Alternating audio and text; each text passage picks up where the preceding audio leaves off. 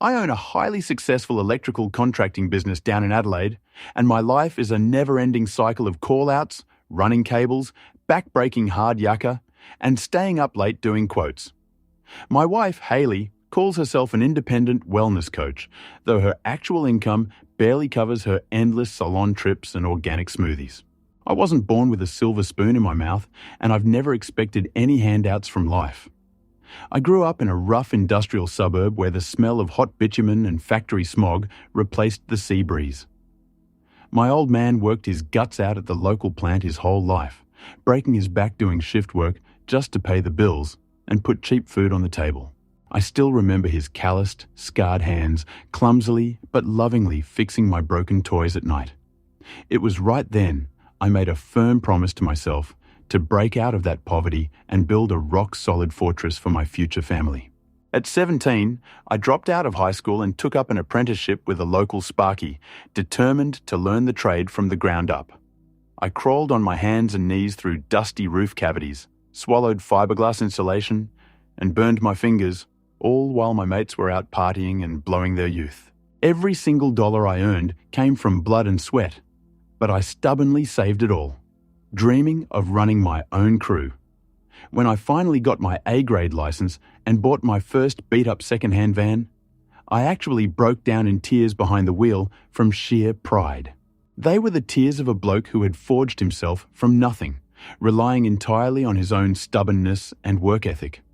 I firmly believed that a real man isn't measured by his words, but by how safe his woman feels beside him. When I met Hayley, she seemed like the absolute embodiment of the tenderness and beauty I had been deprived of in my gritty life. I genuinely wanted to lay the world at her feet, shield her from any dramas, and give her the fairy tale she dreamed of. For her, I took on extra commercial jobs, worked weekends and public holidays, completely ignoring the constant ache in my lower back.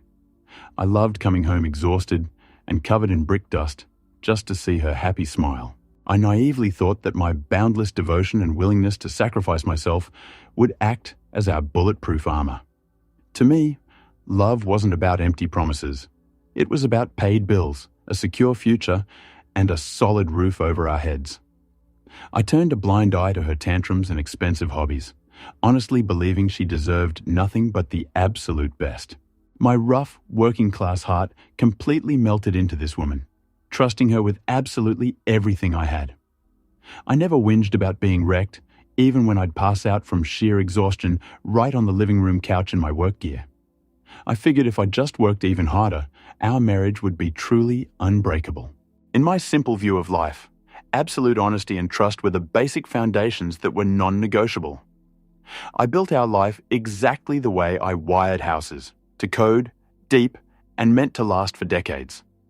That absolute blind faith in our partnership became my biggest mistake, leaving me completely defenseless. I was too busy building our bright future to notice the darkness gathering right behind my back. A year ago, we achieved our shared dream.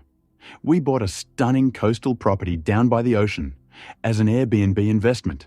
I dumped my entire life savings into the deposit and took on a massive mortgage, while Hayley enthusiastically volunteered to manage the bookings, handle the guests, and organize the cleaners. I trusted her implicitly, genuinely believing we were operating as the perfect team, building a solid nest egg for our retirement. Right in the middle of the peak summer season, when demand for coastal rentals is usually going through the roof, Hayley suddenly started complaining that bookings were disastrously low and we were bleeding money. We were sitting at dinner when she let out a heavy sigh and pushed her plate away, looking devastated. "Babe, the market is just dead right now. People are cutting back on holidays," she said with fake sadness, looking me dead in the eye. "Don't stress. I'll pick up a couple more commercial jobs. We'll cover the mortgage," I reassured her, without a single shred of suspicion. One day, she claimed that the beach house suddenly had major issues with the wiring and the hot water system, so she needed to head down there for the weekend to personally supervise the tradies. She called me right in the middle of my workday, while I was up to my eyeballs in dust on another site. "It's an absolute disaster down here. The hot water service has blown, and the power points in the lounge are shorting out." She panicked into the phone. "Darl, I'm a sparky. Let me drive down on Saturday and fix it all myself. Why pay some other blokes?" I reasonably offered, wiping the sweat from my forehead. No, you're already working yourself to the bone. I'm not letting you waste your weekend on this filthy repair job. Hayley objected, a little too quickly and sharply. I've already called a local crew. They'll sort it out, and I'll just keep an eye on them so they don't rip us off, she added, softening her tone back to her usual caring purr. You're a legend. Thanks for taking this headache off my plate. I genuinely thanked her, feeling guilty that I wasn't helping her enough. On Saturday morning, I got an automated notification on my phone about a hefty transaction on our joint card at a local hardware and outdoor store. I was in the middle of drinking my morning coffee when my smartphone screen lit up, showing a $1,500 charge. At first, I assumed it was a deposit for a new hot water cylinder and absent-mindedly opened the digital receipt breakdown in the banking app. But the electronic invoice didn't list any cables, power points, or copper pipes. Instead, it was for a top-of-the-line gas BBQ, crystal champagne flutes, and a designer hammock. I blinked a few times, rubbed my eyes, and read the shopping list again, desperately trying to find some sort of construction logic in it. Since when do you fix a blown hot water system with a BBQ kit and champagne flutes? I muttered out loud, feeling a nasty gut feeling starting to brew. My brain, hardwired for precise schematics and blueprints, flat out refused to put these pieces together into an innocent picture. I tried to convince myself that she just decided to upgrade the amenities for future guests while the house was undergoing repairs anyway. But why buy all this stuff right now, when we were supposedly taking such a massive financial hit and counting every cent?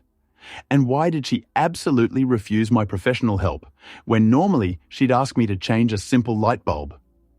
A nagging worm of doubt began to rapidly eat away at my blind faith, demanding immediate answers to these bizarre inconsistencies.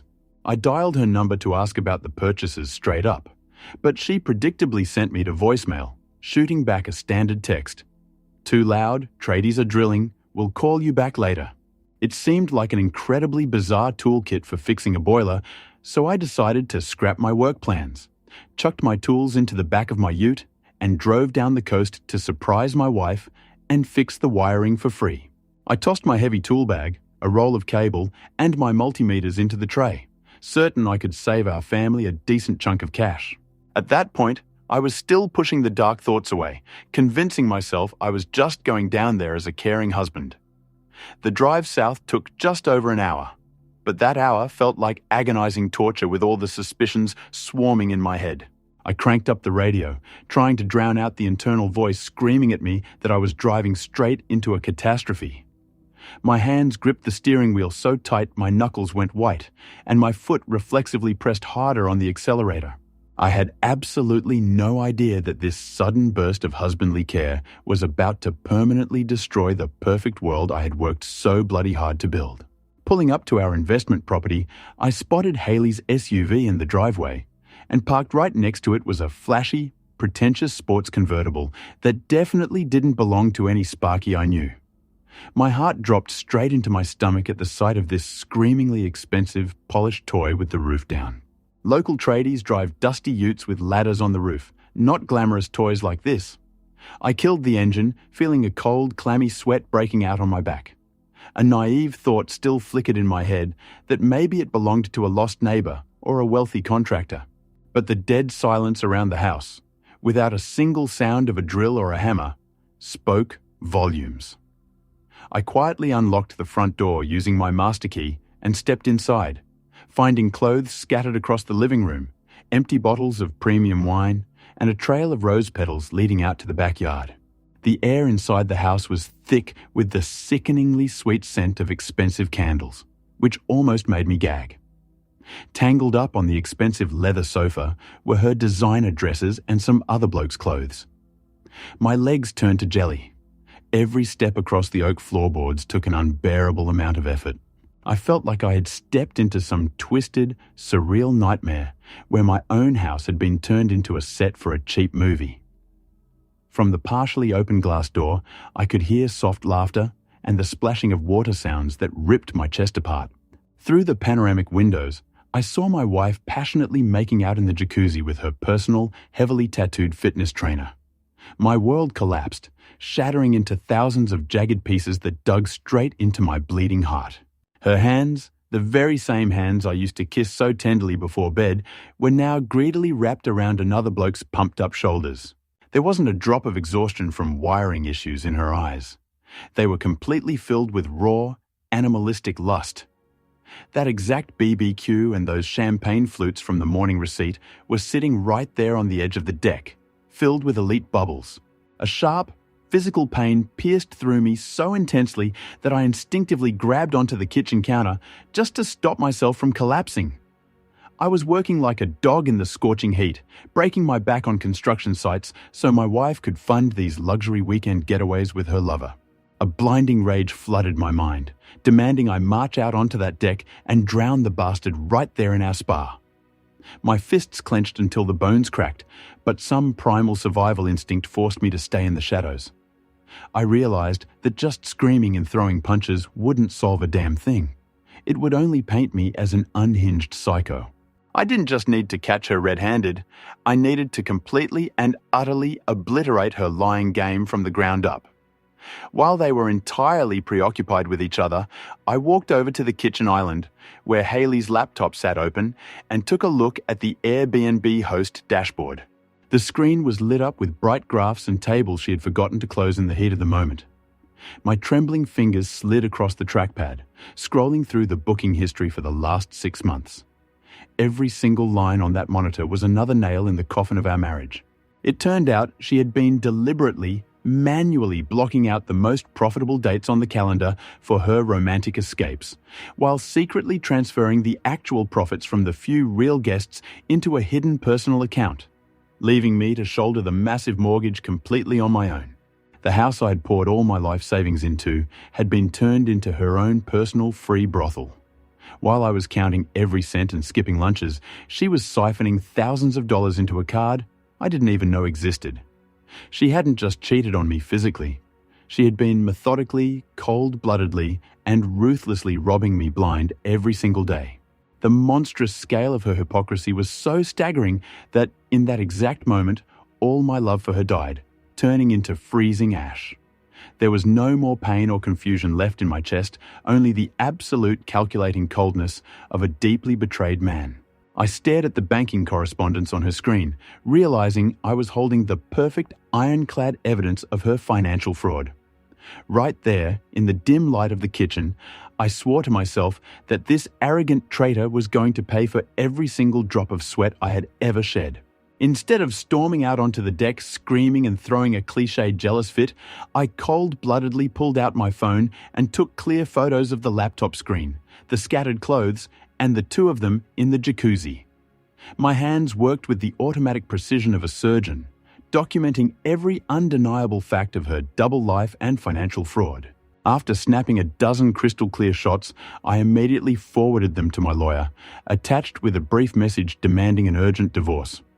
In that moment, I didn't just feel like a cheated husband.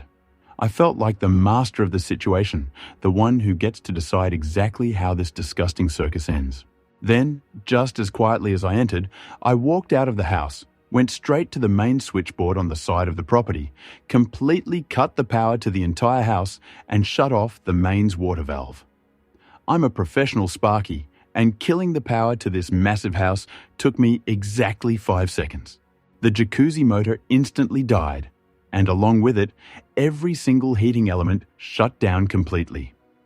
The freezing cold water that fed the system was very soon going to cool down their animalistic passion. Getting back into my ute, I opened the Smart Home app on my phone and remotely changed the passcode on the smart front door lock, securing it tight. This innovative security system, which she had specifically begged me to install for the convenience of the guests, had now become her own personal trap. I started the engine and slowly pulled out onto the highway, not even looking back at the house that was no longer mine. There wasn't a single drop of regret in my soul, only crystal clarity and the anticipation of a brutal, well-deserved finale. The evening chill was already starting to settle over the coast, promising them an unforgettable, brisk night out on the bare deck. 20 minutes later, while I was calmly cruising up the highway back to the city, Hayley called me in an absolute panic, complaining about a sudden blackout and how they couldn't get back into the house from the backyard. "Babe, There's been some kind of outage. Everything went dark, and the glass door locked itself, she screamed hysterically into the phone over the sound of the picking up wind. Her voice was shaking from the cold and the panic, while in the background, her freezing fitness trainer was swearing profusely. I listened to this pathetic concert with pure satisfaction, fully aware that her comfortable, cushy life had just shattered into a million pieces. There's no outage, Hayley. It's just that your free luxury resort is closed for permanent maintenance, I said, enunciating every single syllable. I told her in a dead-level voice that the power was cut for unpaid conscience, her hidden bank accounts were already documented by my lawyer, and the house was going on the market first thing Monday morning. I then hung up the phone, leaving the trader freezing in a wet swimsuit next to her gym junkie, without a single chance of getting back inside. She tried to hysterically object, but out of pure shock, all she could manage was a few incoherent sobs into the deadline. Her lover was highly unlikely to be a noble knight, ready to save her from financial ruin and impending public disgrace. Now, they'd have to figure out how to get back to civilization in wet swimwear, having left their car keys, phones, and designer clothes locked inside the house. Justice had been served, proving once and for all that a dirty betrayal always comes with an incredibly steep price tag. What do you guys think? Would you have confronted them right there on the deck? Or would you have chosen this cold, technical revenge too? Make sure you drop your thoughts in the comments below, smash that like button, and subscribe to the channel, because we've got plenty more shocking true stories coming your way.